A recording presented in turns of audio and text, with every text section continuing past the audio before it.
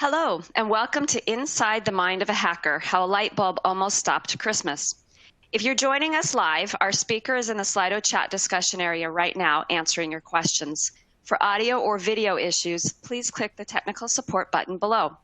I'd now like to turn it over to Joseph Carson for the presentation.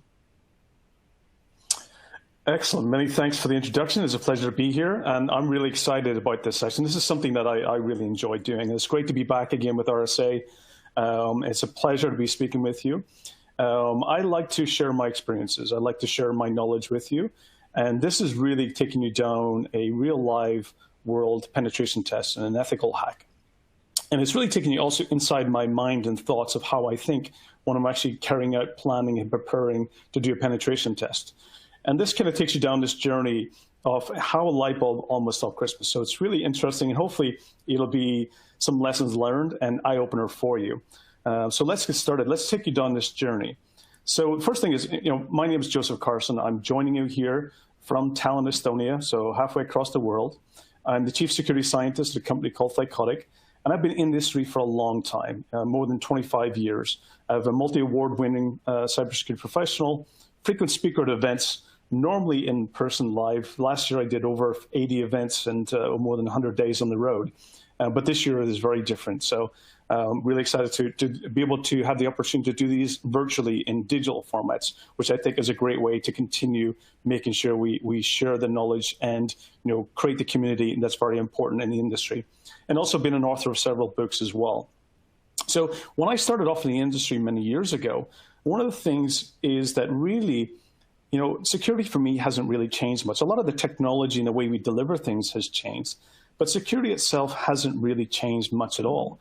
When I started doing basically, working in mainframes in the early 90s, 91, doing digital transformations, and digital transformation then was really moving from paper to computer records, digital formats. And security for those types of machines and types of infrastructure and data was really key to the door. That was basically what protected sensitive data from being abused. And it really we of course moved those physical keys to a digital context.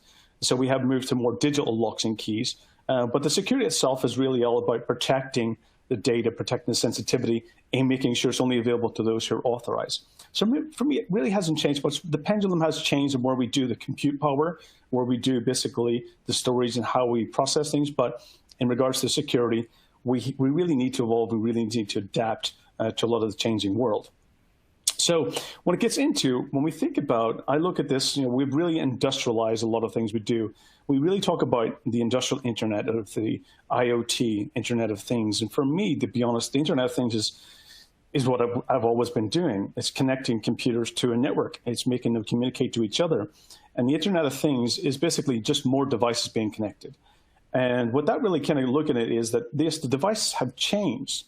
The way that they've changed is really, it's more about, with the computers that I was programming and deploying, and it could be reprogrammed and repurposed from different things. One day it could be an Active Directory server, reprovisioned to being a database, the next reprovisioned to being a web server the next month. So things could be reprogrammed. But when we really talk about the Internet of Things, those devices become more, let's say, specific, more single purpose. They become very, very, you can't change the purpose of them. They have very specific functions and tasks, whether it being a data collector, a sensor, a temperature reader. So Internet of Things is really just another computer, but a very specific.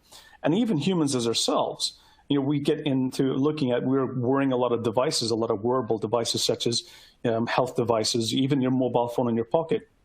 So even humans, we have just become another sensor on the internet. We've just become another data collector. While we may not be directly connected, but a lot of the devices we're carrying shares that data, whether it being with web services, APIs, gateways, being correlated, converged with other people's data, and then been shared with other companies, or basically been used to make critical decisions.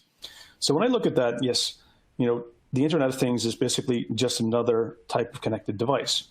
And this is really what this story is about, is that as organizations deploy new devices, what risks do those introduce? So traditional security, many companies have been really doing that traditional perimeter. And even so today, many companies are looking at that perimeter defense. It's about the access or the transmitting of data in and out of the organization.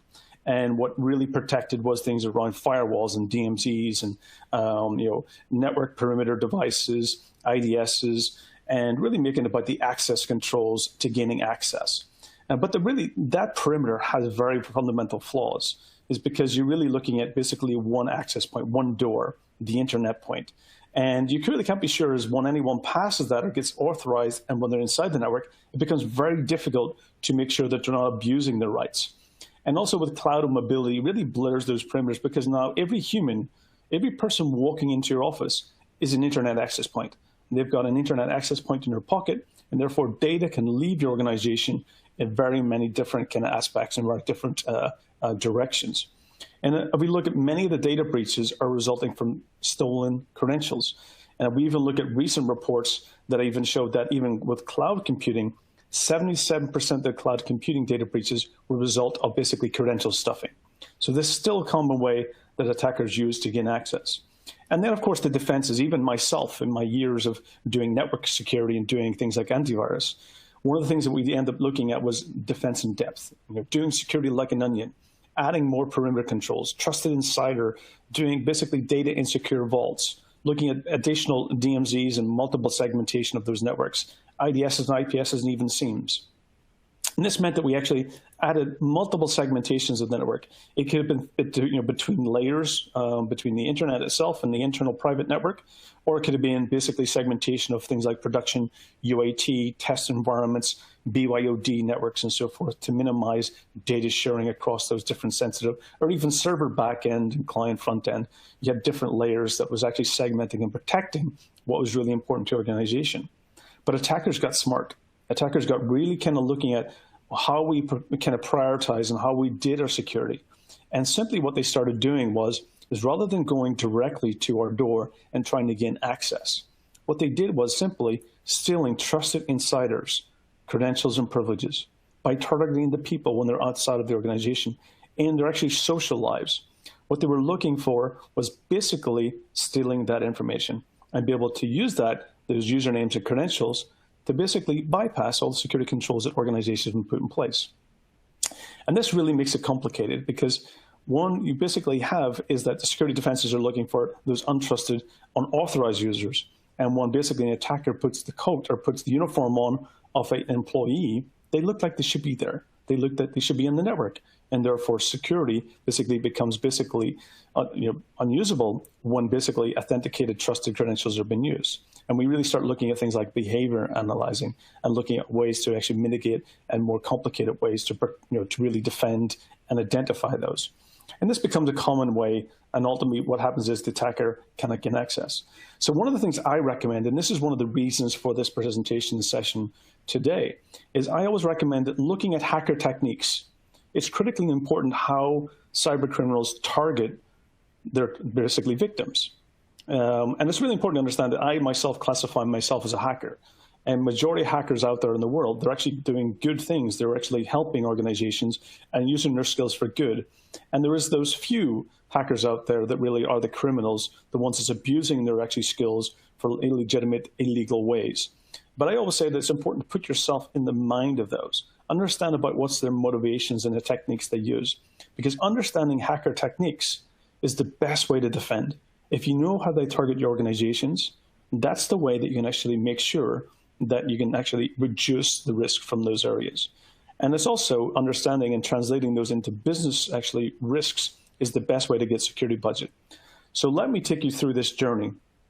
And one of these interestingly, this actually penetration test and this, my experience, it all started with pirates. Yes, pirates. And when you think about pirates, people start to think about, well, okay, is it like, pirates as we see in the movies? Is it the pirates that you're familiar with on, the big screen? So automatically when I tell this story and this experience starts with pirates, it started not with these types of pirates, not with the ones that you think about, but it started with these types of pirates. And then between 2005 and around 2010 and 2012, there was a major problem in the Gulf of Aden and off the coast of Somalia with major piracy operations. And yes, they were attacking vessels as they were going basically between different trade routes. They were carrying valuables, whether it being oil, food, whether it being energy, equipment, medical devices, all be basically transferred, and logistics going through the Gulf of Aden. And really, it became very, very problematic because a lot of vessels and a lot of ships got targeted. And this became a major issue. And even myself, I worked on a project around the kind of same time around GDPR in 2007, 2008, that a lot of those discussions were happening. And we created what was called as a project called Looking Glass. And Looking Glass was a project in order to give early warnings to other vessels about piracy around, so they can share the intelligence with other vessels, that the Navy could send in ships to protect those ships as well. So this really kind of started around that time. And actually what happened was, over time, this Looking Glass project and this early intelligence sharing, it really started to reduce a lot of the attacks. A lot of attacks became less frequent. We started seeing a reduction. But then all of a sudden, a period of time, then all of a sudden the attacks increased. There was a series of increase of these piracy and success of those attacks. And one thing we realized was that there was a particular, after analyzing that data, we found that a particular shipping management company that was actually became a common area of these attacks. They became one of the common victims. And we realized that there was a potential that they had been compromised. So one of the challenges is that this particular company had a large number of vessels that was due, and it was coming up, this time was around September timeframe, and it was coming up that a lot of these vessels were coming from Asia, bringing to Europe a lot of people's packages and Christmas presents. It was coming up to a really busy time of year, and it meant that, yes, people got worried that if these vessels got targeted, that the Christmas presents would not arrive. So I was contacted and asked to actually conduct a penetration test and an ethical hack for the ship management company to find out how they potentially are compromised, did they have any vulnerabilities, and what potential things they could do in order to reduce the risks, to make sure that their ships could be not targeted, and they could actually make sure that they were able to deliver the Christmas presents that were coming up to the end of the year. So I'm going to take you on a journey into my mind and some of the things that I think about when I'm preparing and planning, and some of the techniques that I use in order to gain access to companies. And one of the things that's really important to note is that while I'm sharing details about a real-life penetration test, it's important that I'm not allowed to speak about locations and vendors and companies in order to make sure that I do not disclose any of those information. So yes, I can't unfortunately talk about vendors. I can't talk about the locations that these occurred and the companies that were involved in this. So let's take you down inside my mind and take you on a journey to think about how I perform these tests. So the first thing is, in one of my kind of preparations, is reconnaissance, sometimes known as the passive assessment, sometimes known as, basically the digital footprinting. And this is the step one. This is the first thing that we do. And this tends to be actually one of the most time-consuming components of any penetration test. It's really about looking at the organization, looking at their online digital footprint, looking at the things that they use security-wise, looking at what solutions they've deployed, looking at their supply chain of vendors, looking at their jobs resume websites where they're actually posting for new people to be hired, and looking at what types of skills and technology they're actually looking to hire, looking at online videos, looking at basically any pictures, any data that is on the internet that we can use in order to create this digital blueprint. And it's a great way, because when you do a really great digital blueprint of an organization, it allows you to see the organizational chart. It allows you to see the contact details. It allows you to see every little detail about those organizations. And this is information, when you do this really well, it means that the rest of the steps, this is the first major step. And if you do this really well, the rest of the steps become very easy and also very accelerated to the point where it can only take about 2 to 4 steps to gain full access. So this is one of the most important phases. And one of the things I look at is that in this step is really understanding about how to minimize. So if I say, let's say, I want to be stealthy as one of my important areas. I want to reduce the cost. I want to make it cheap. And I also have limited resources. So time is the essence of doing it fast, but cheap and stealthy.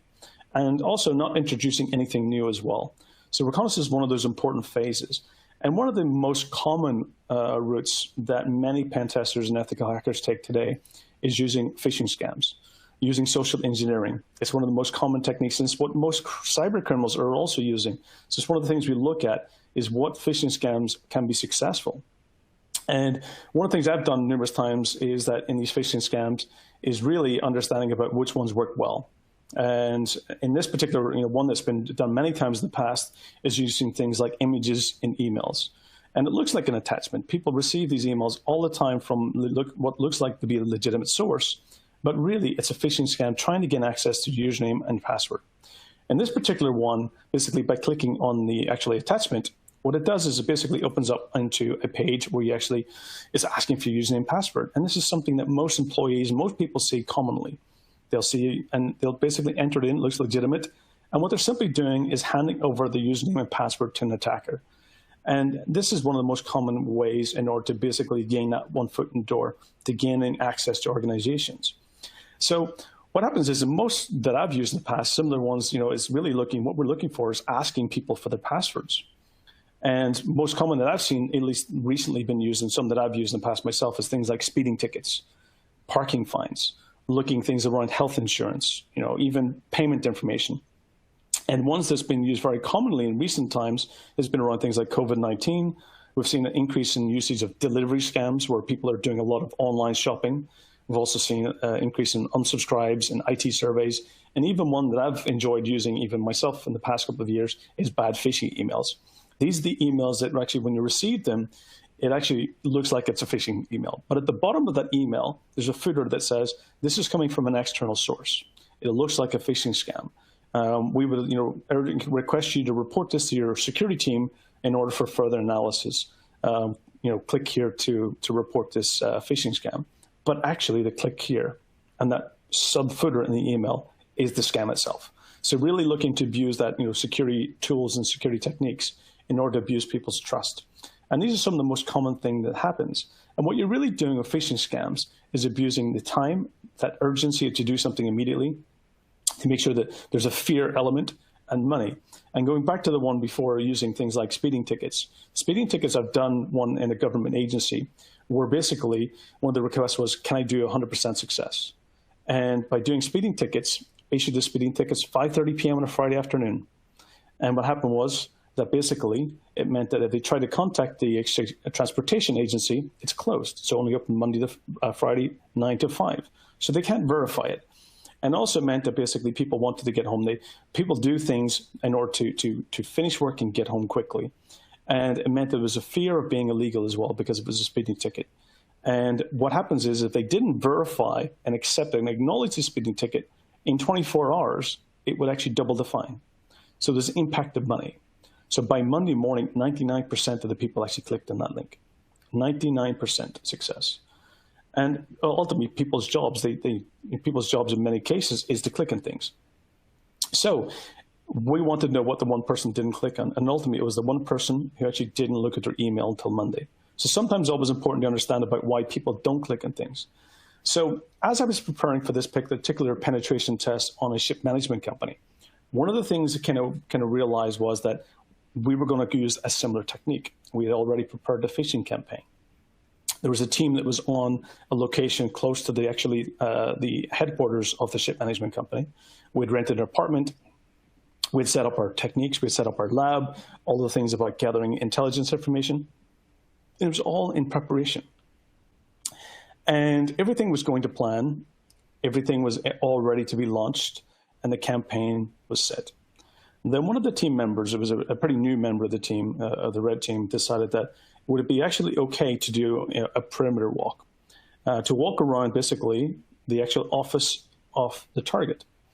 And at that time, basically, we were doing, this was a person that was coming from university and doing a thesis. And their thesis was on basically radios and GPS. And one of the things we actually were using and playing around at the time was software-defined radios. And simply just using those radios to gather information, to gather data about the target, of what Wi-Fi signals, what Bluetooth information you see, what Wi-Fi hotspots, what devices are GPS phone signals and stuff, and really kind of understanding about what devices they had. So we agreed, okay, before we do the actual campaign start, let's take that basically that SDR, let's do a walk around and let's collect a bit more information before we launch the campaign. So after basically doing that walk, basically had backpack, antennas, a couple of Raspberry Pis, some software-defined radios, walking around the perimeter and collecting everything that transmitted a radio signal from that office. And when we go back to the lab and we started analyzing the data, we started looking through, oh, that's a printer, that's a laptop, that's a Wi-Fi access point. So we started basically doing what was a digital blueprint heat map of where those devices potentially were in this office. But one thing that was interesting, one thing that was very, very kind of surprising was that all of a sudden we saw a MAC address that kept repeating and over again, the same MAC address. And we got very curious to what that MAC address was. What was this device that we're seeing that was using the same MAC address? Sometimes I find that usually it was network devices, or it was things from the same vendor. But what was very interesting to learn was that this device that came back was a light bulb. And we got very curious because it was something that we had never came across before. It was something that was actually the first time that we see it during this test. And out of all many penetration tests before, we never decided, can we actually abuse this? Can we abuse the light bulb? So one of the things we did was, of course, we got the MAC address. We did reverse lookups. We actually looked at which vendor was the manufacturer, what software, what known vulnerabilities were, how could we get our hands on them, and ultimately decided to hold the phishing campaign and let's see if we can use the light bulb as an alternate means, because phishing campaigns sometimes are very noisy. If you get one employee who's very willing to speak or alarm, or the IT teams, be able to monitor those phishing campaigns, you can actually be end game, or basically lose the success of that very, very quickly if somebody speaks or somebody shares it with the security team, and they can actually prevent you from gaining access. So we decided to switch from doing the phishing campaign to doing basically abusing the light bulb. So what ended up happening was we decided, okay, we took and we purchased the light bulbs, we did some tests, and we found there was some known vulnerabilities. And ultimately, we're able to find that we can actually piggyback off light bulbs and even use a Raspberry Pi to pretend that we were a light bulb in order to gain access to the network. We actually used a light bulb in order to actually get one foot in the door of the organization's Wi-Fi network. So this was one of the kind of interesting kind of components, was that we were able to pretend to be a light bulb and also hijack the light bulb's Wi-Fi access by actually being able to find the actually password that was actually being used was actually some of the weak or known Wi-Fi protocols. So this allowed us to actually pretend and disguise ourselves not as a user, not as an employee, not as a username and password and an Active Directory, an account, or a laptop, but actually as a light bulb. And we will actually be able to look around and start actually exploring the IT environment, exploring what else devices were around us. So you get into what you know as promiscuous mode, where you really start to understand about what devices do I see, what traffic, what protocols are they using. So sometimes one of the things that many people assume that, we talk about in a lot of cases, that network scanning, you use a lot of off-the-shelf tools. There's things like Kali Linux, there's Nmap and so forth, and there's Metasploit, and those tools are great and they're fantastic. They're great for doing a lot of attacks. But one thing I prefer to do before actually moving to using those tools is actually living off the land, using the tools that the customers have. So looking at what remote desktop software they're using, looking at what software delivery components they use, looking at really kind of what scanning tools they have. Do they have vulnerability scanners in the network? So really looking at what tools are available to me before I decide to bring any of my own things in. So yes, these tools are used quite frequently and quite often, but most of us prefer to use the tools that we find lying around in the customer's environment. And as we were doing discovery, what we ended up finding was that as we were connected to the Wi-Fi network, we ended up seeing that this actually network is not the actually production. It's not the one that we wanted to gain access to. It was actually a guest network. It was the guest network. It was where they allow their guests to connect to in order to gain access to the internet. It was things like conference rooms. We found presenting equipment like desktop computers and TVs and other types of devices that allow you to share and be able to present. So it was where their vendors came into. And we were able to actually find a desktop that actually had not been patched. There was a desktop connected to a PC that actually had basically unpatched and actually contained also a lot of vendors' presentations, financial information that had been sitting on the device for more than 4 years. These devices have been the ones that thought they're not secure. They're not the ones that's used often. They're the ones that we don't need to patch. So the things that are just used for, functional, just things to present on TVs. But in many cases, people plug USB devices into them. They actually upload their presentations and their spreadsheets and their documents, and they leave them there. They don't clean it up. And also, it's not important, so they don't patch it. So ultimately, being able to then get access to that device and be able to look around and be able to start observing and finding more information about what types of software they're using, what types of controls and security products they're using. So really starting to look at how can I elevate privileges? How can I gain access to the keys of the kingdom in order to basically make sure that we can get further into the network? And one of the things we find was that in a conference room, what happens? Meetings. People come into the conference room, they sit down, they connect their laptops, and where do they connect their laptops to? The guest Wi-Fi network. So very, very quickly, we find that actually as meetings were happening in that room, that actually people, rather than connected to the corporate network that's got firewalls and protected and limitations, and also sometimes didn't allow them to access certain websites for things like social media or personal side, the actual guest network allowed them to do that. So they switched over.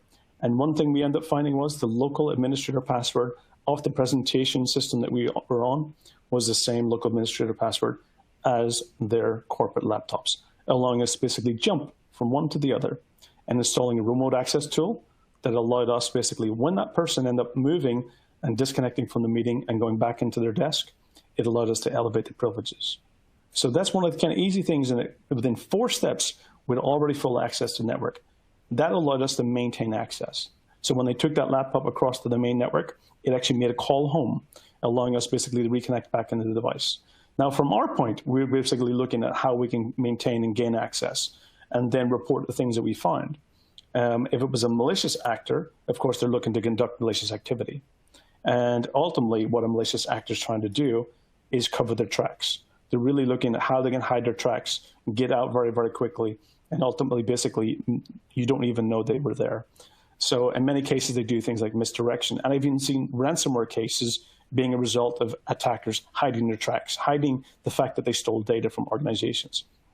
So one of the things that I find more time enough is that for many organizations, a password is sometimes the only thing that's protecting your business and cyber criminals. And even if it was a light bulb, it means that, yes, we have to make sure that we're actually doing more than just passwords, that we're actually minimizing, that we're creating unique passwords for every system and every login, that we're not reusing them over and time again. Make it difficult for me to perform my job. And ultimately, this gets to my point is that not only is it just a password protecting, but also we have to actually change the way we view cybersecurity. Cybersecurity is not my job. Cybersecurity is my skills. My job is to use my cybersecurity skills to help organizations reduce risk, to help actually be a business focus.